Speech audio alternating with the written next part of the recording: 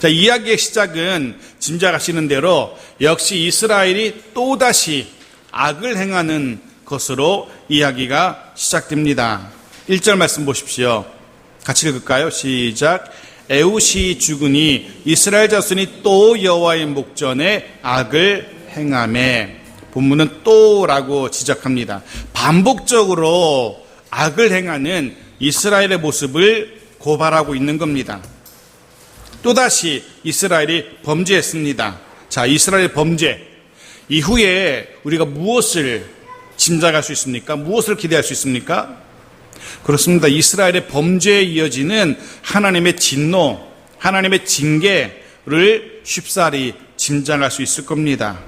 자, 2절입니다. 하나님의 징계입니다. 같이 읽죠.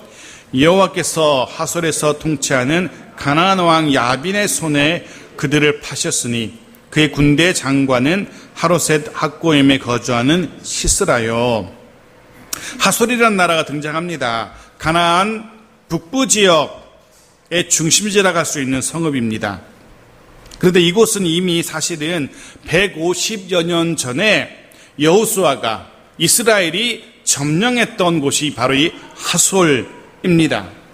그런데 시간이 지나면서 어느 틈엔가 다시금 가나안 원주민들에게 빼앗긴 겁니다. 그래서 지금 이 하솔을 가나안 족속 야빈이 통치하고 있습니다. 이 야빈이라는 이름은요, 엄밀히 말하면 사람의 이름은 아닙니다. 직분을 나타내는 명칭입니다. 애굽의 통치자를 바로라고 부르는 것처럼, 그리고 블레셋의 최고 통치자를 아비멜렉이라고 부르는 것처럼 이 북부 하솔 지역을 통치하는 왕을 일컬어서 야빈이라고 한 것 같습니다. 우리는 이제 이 세 사람, 드보라, 그리고 그의 군대 장관이라고 할 수 있는 바락, 그리고 하솔의 왕 야빈, 이렇게 세 사람을 우리가 계속해서 보게 될 겁니다.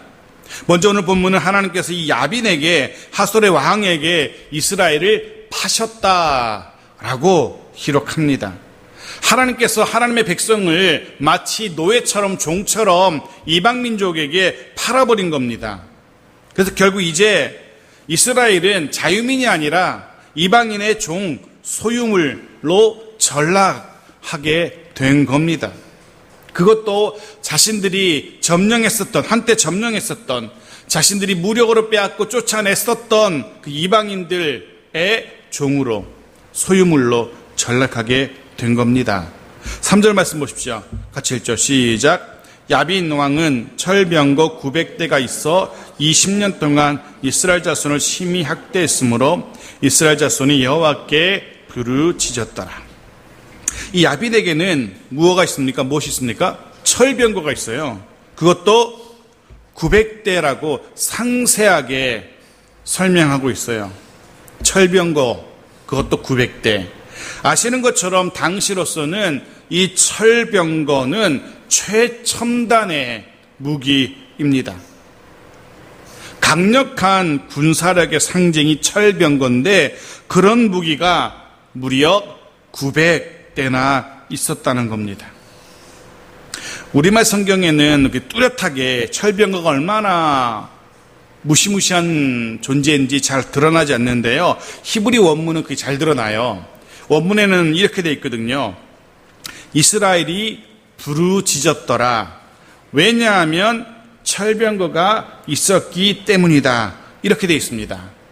이스라엘이 부르짖었더라. 왜냐하면 그들에게는 철병거가 있었기 때문이다. 라고 철병거의 그 무시무시함을 분명히 표현하고 있는 겁니다. 그만큼 철병거는 이스라엘로서는 어찌할 수 없는, 그것 때문에 감히 반항을 꿈꿀 수도 없는 그런 무시무시한 무기 존재였던 겁니다.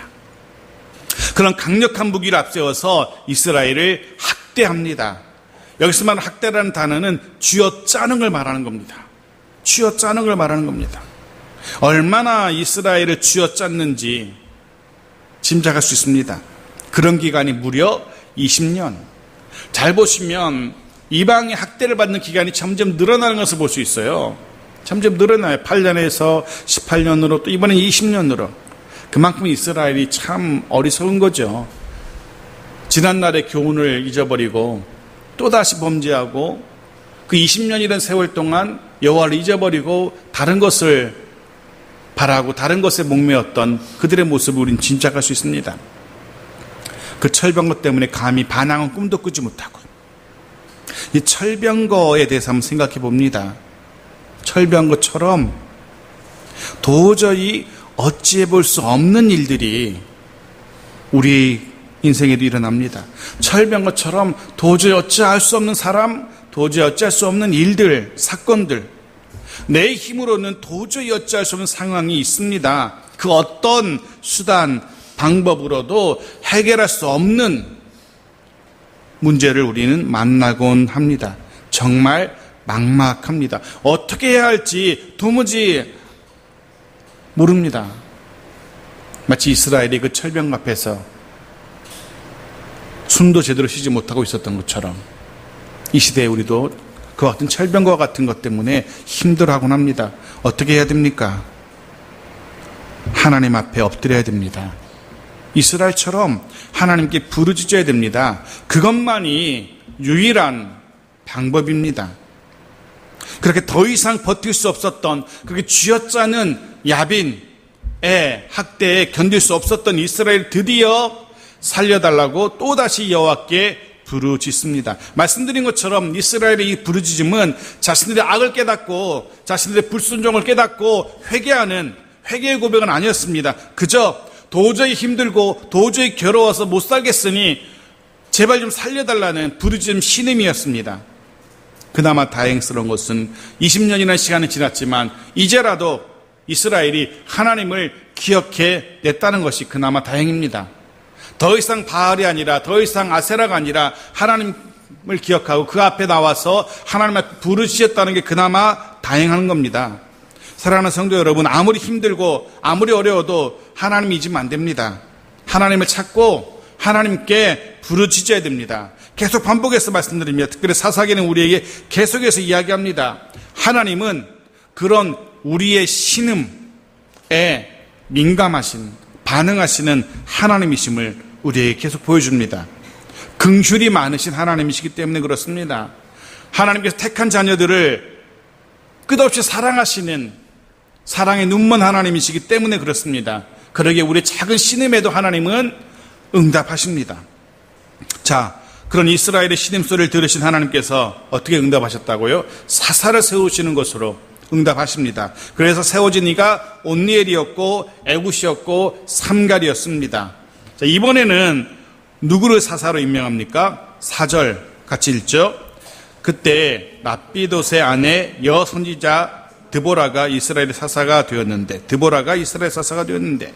전혀 예상하지 못했던 인물이 사사로 세움을 받습니다. 여자였던 겁니다. 여자.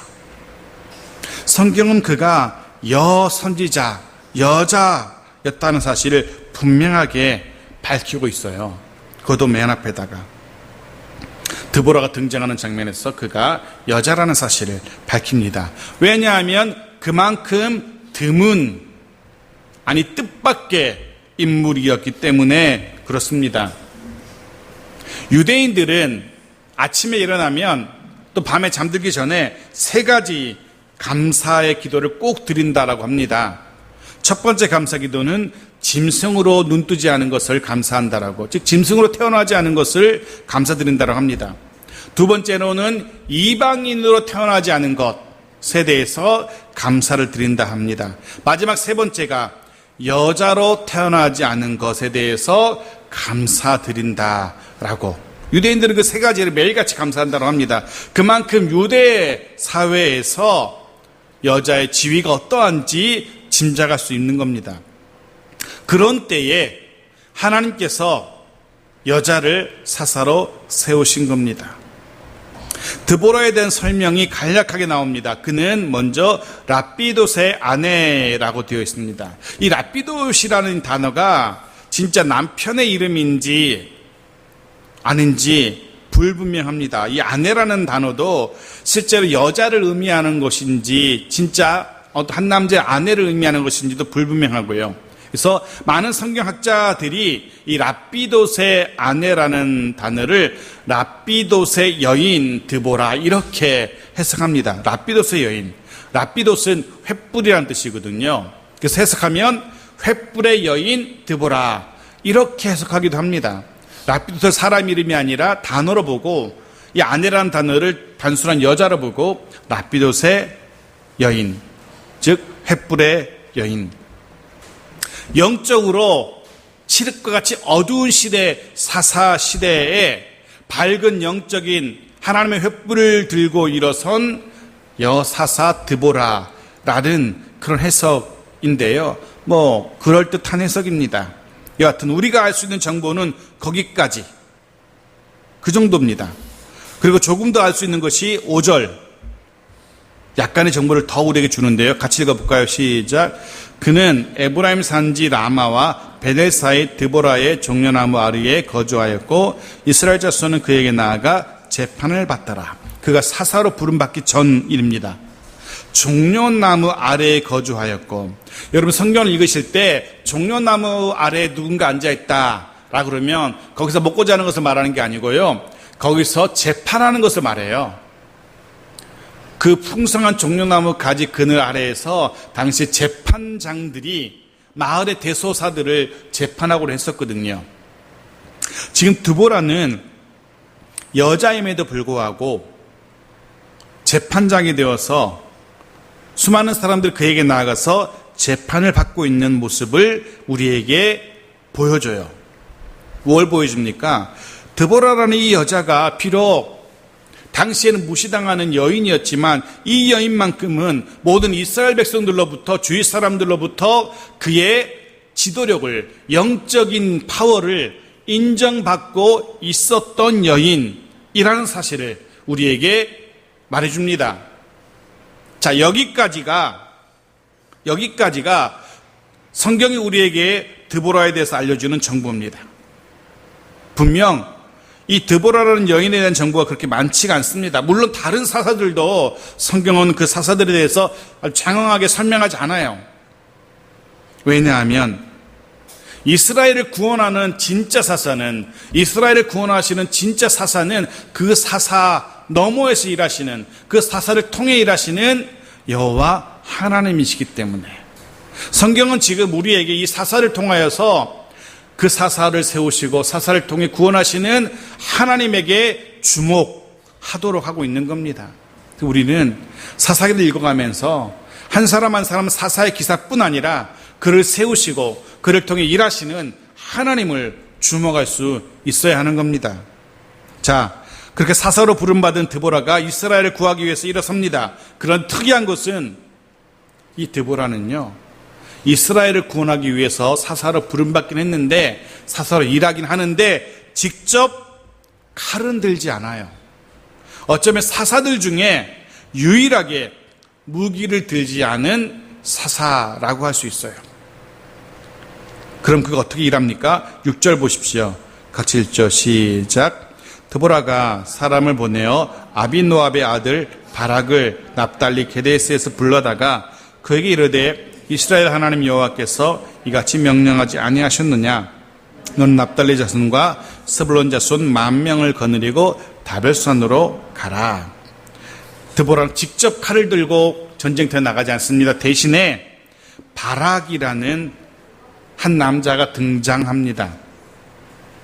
드보라의 부름을 받고 그가 이스라엘을 진두지휘할 장군으로 부름을 받은 겁니다.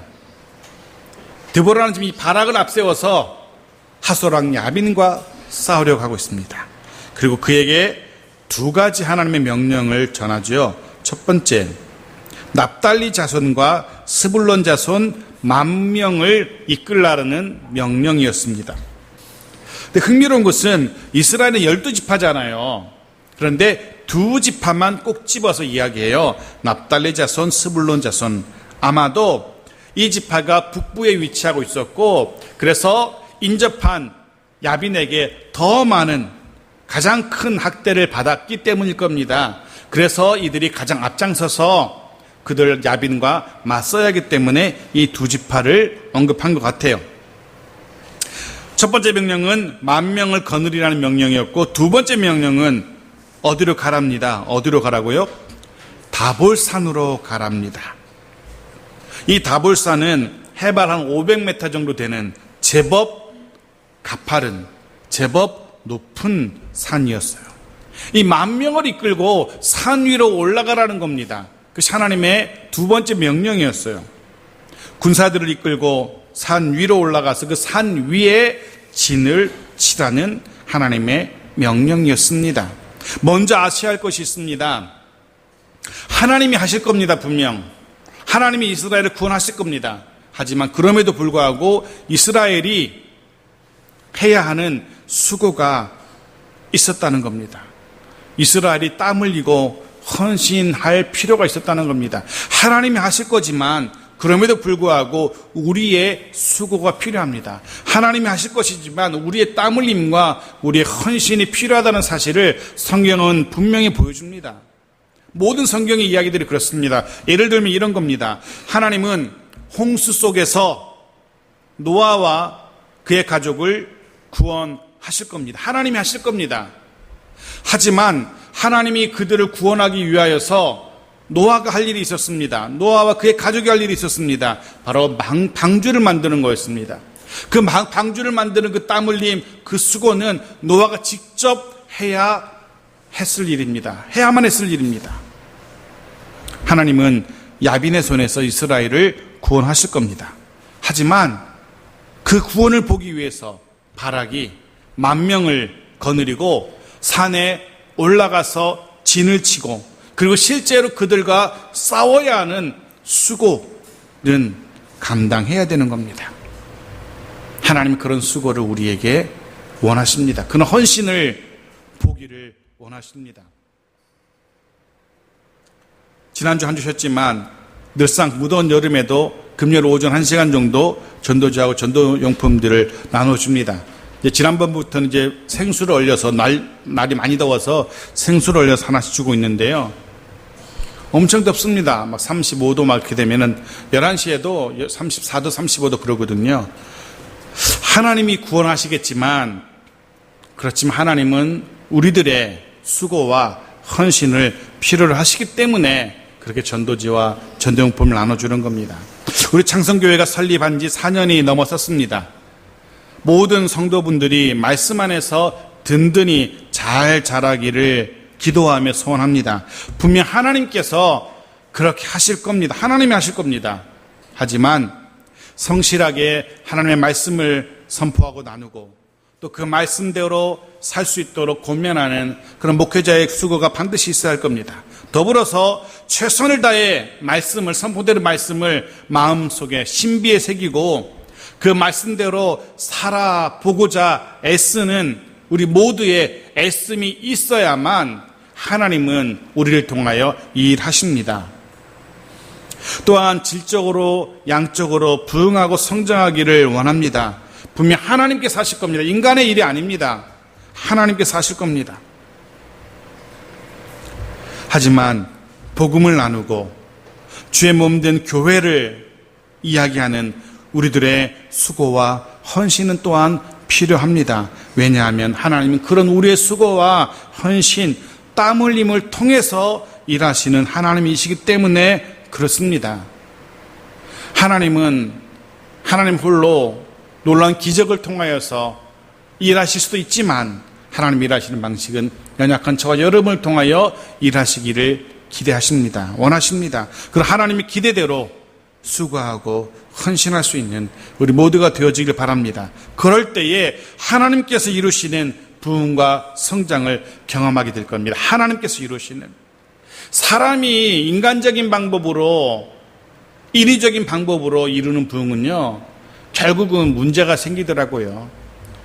어제도 뉴스에 대문짝하게 나던데 물론 그 교회는 이단적인 교회라서 여러 정통적인 교단에서 이단으로 정지한 교회이긴 하지만 등록교인이 10만 명이 넘는 교회에서 일어나는 그 말도 되지 않는 예배 시간에 막 사람들 끄집어내는 이런 일들이 뉴스에 막 등장하고 사람의 방법으로 사람들의 모임이 되어버리면 그렇게 되는 겁니다. 하나님이 하시도록 해야 될 것이고 그 가운데 우리의 수고와 헌신과 땀 흘림이 있어야만 합니다. 그럴 때 하나님께서 일하실 겁니다.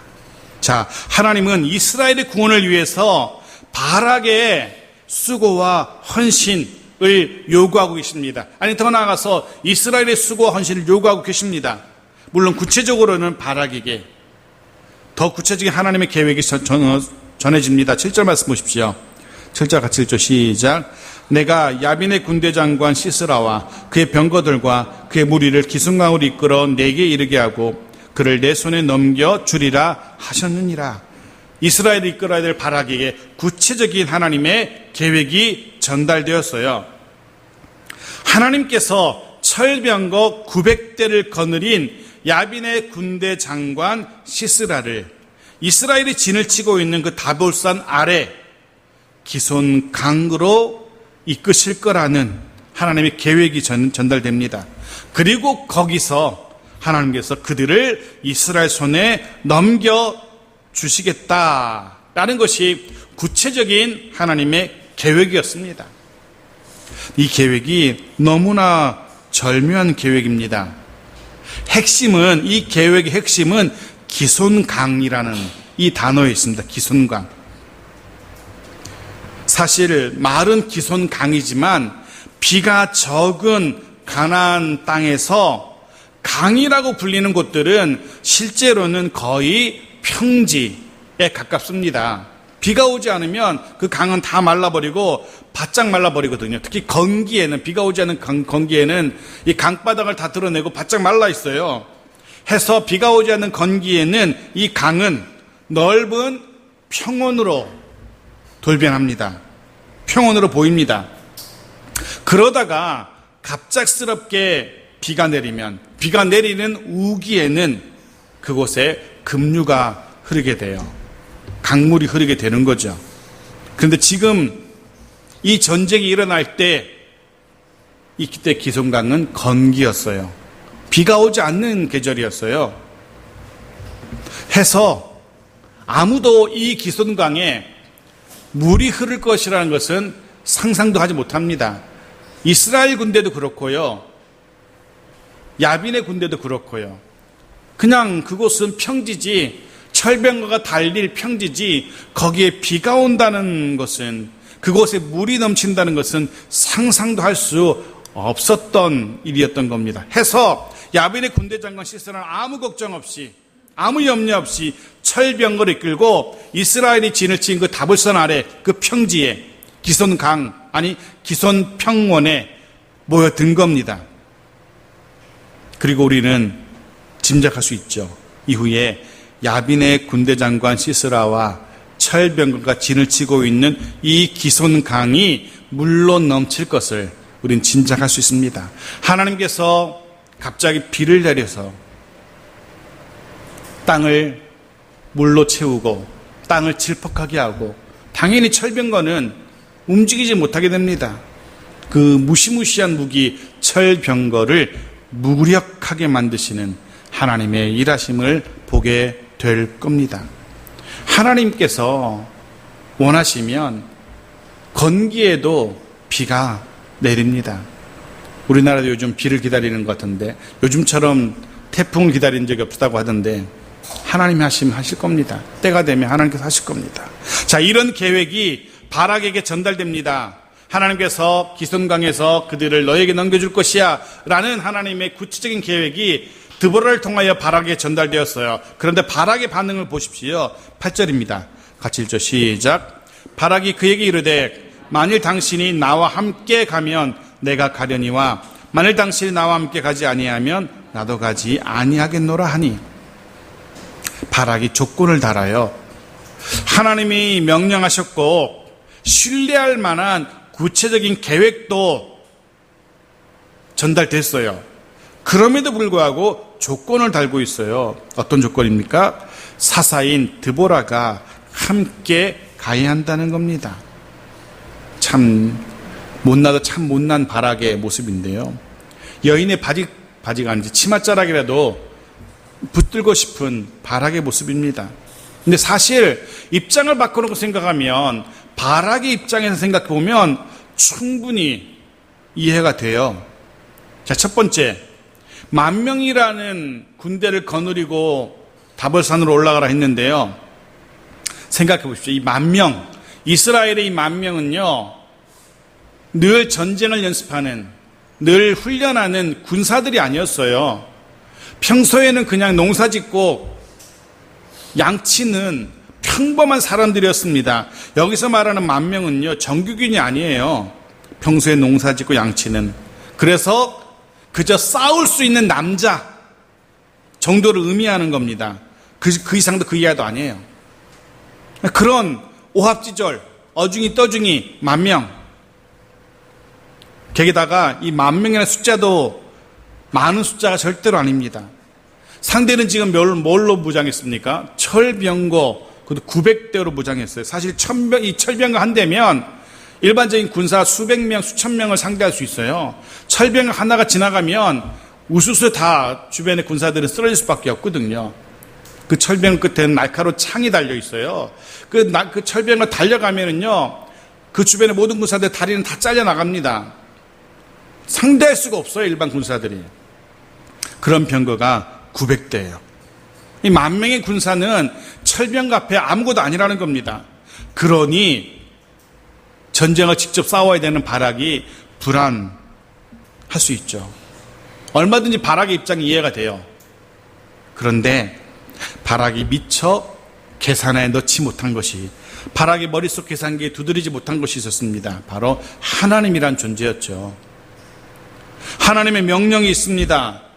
다볼산으로 가라는 명령이 있었고, 이 명령, 하나님의 명령은 무조건적인 순종을 요구하는 명령입니다. 하나님이 바락에게 이렇게 해보는 게 어떻겠니? 너 마음에 들면 그렇게 해라는 권유가 아니었습니다. 하나님의 이 말씀은 명령이었습니다. 무조건적으로 순종해야만 되는. 군대에 다녀오신 분들은 이해하실 겁니다.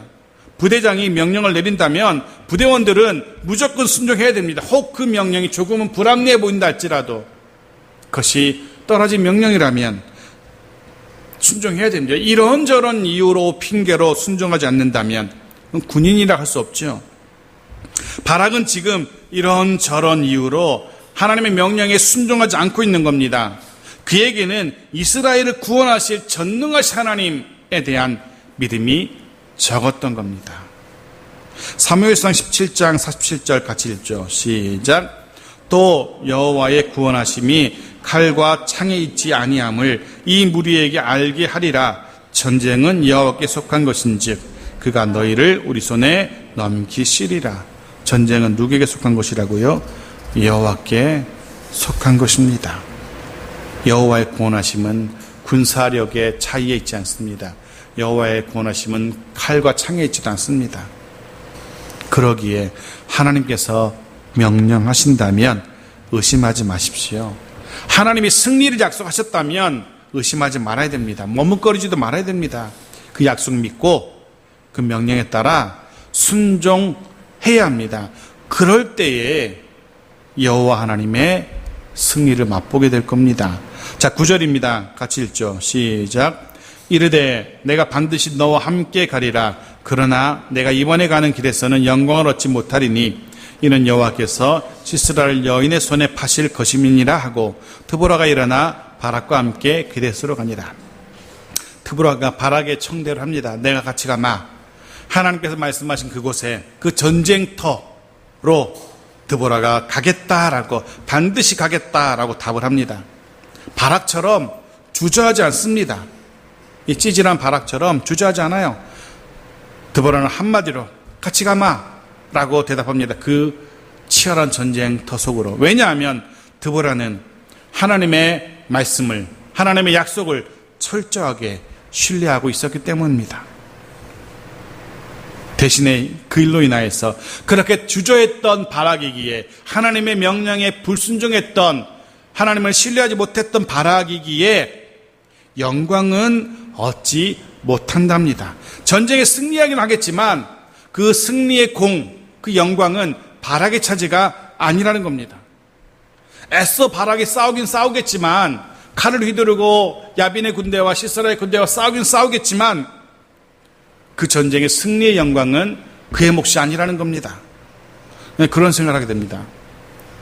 영광을 얻지 못하는 싸움도 있다. 승리하긴 하지만 영광을 얻지 못하는 싸움이 있을 수 있다는 것을 알게 됩니다.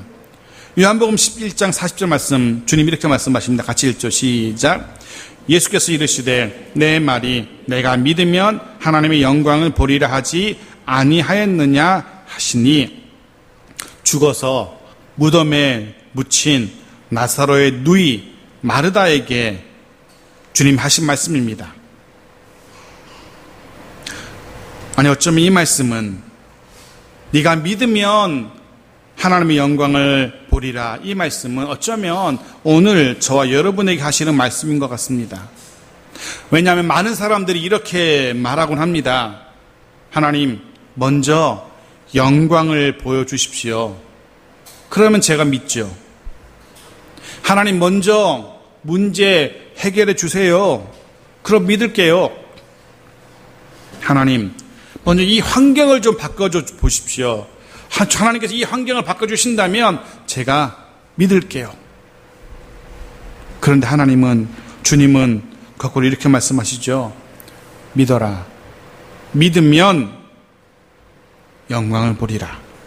주님은 우리에게 먼저 믿음을 요구하십니다.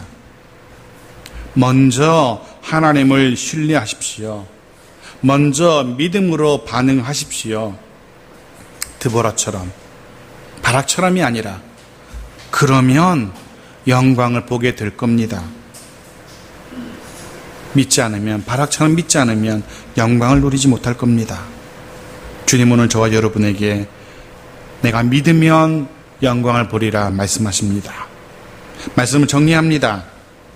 오늘 우리도 철병거로 인해서 두려움을 느꼈던, 그 이스라엘이 느꼈던 그 두려움, 우리도 느끼곤 합니다. 우리도 이스라엘이 느꼈던 좌절감, 어찌할 수 없음 겪곤 합니다. 막막할 때 있습니다. 철병갑 이스라엘처럼. 그때 이스라엘은 하나님을 기억해냈고 그 앞에 나아가 부르짖었습니다. 우리도 이스라엘처럼 하나님을 기억하고 그 앞에 나아가 엎드려야 되고 부르짖어야 됩니다. 그저 막막한 상태, 그 상태 그대로 체념하거나 좌절하거나 주저앉지 마십시오. 하나님께 부르주십시오. 그래야만 소망이 있습니다. 그래야만 문제를 해결할 수 있습니다. 물론 하나님은 그 일을 위해서 우리의 수고와 우리의 헌신도 요구하십니다. 무조건적인 순종, 무조건적인 헌신도 요구하십니다. 믿음을 우리에게 요구하십니다. 어떻게 하실 겁니까? 바라기는 드보라처럼 하나님을 신뢰할 수 있기를 원합니다. 드보라처럼 하나님을 향한 믿음으로 말씀에 순종하는 우리 모두가 되어지기를 소원합니다. 바락처럼 머뭇거리거나 바락처럼 뒤로 물러서는 자가 되어서는 안 됩니다. 드보라처럼 하나님을 향한 믿음으로 순종하기 원합니다. 먼저 믿으셔야 합니다. 그럴 때 우리를 위해서 일하시는 하나님을 경험하게 될 겁니다. 그럴 때 우리를 위해서 역사하시는 하나님의 일하심을 보게 될 겁니다. 그런 복된 영광을 누리는 우리 모두가 되어지기를 주의 이름으로 축원합니다. 아멘.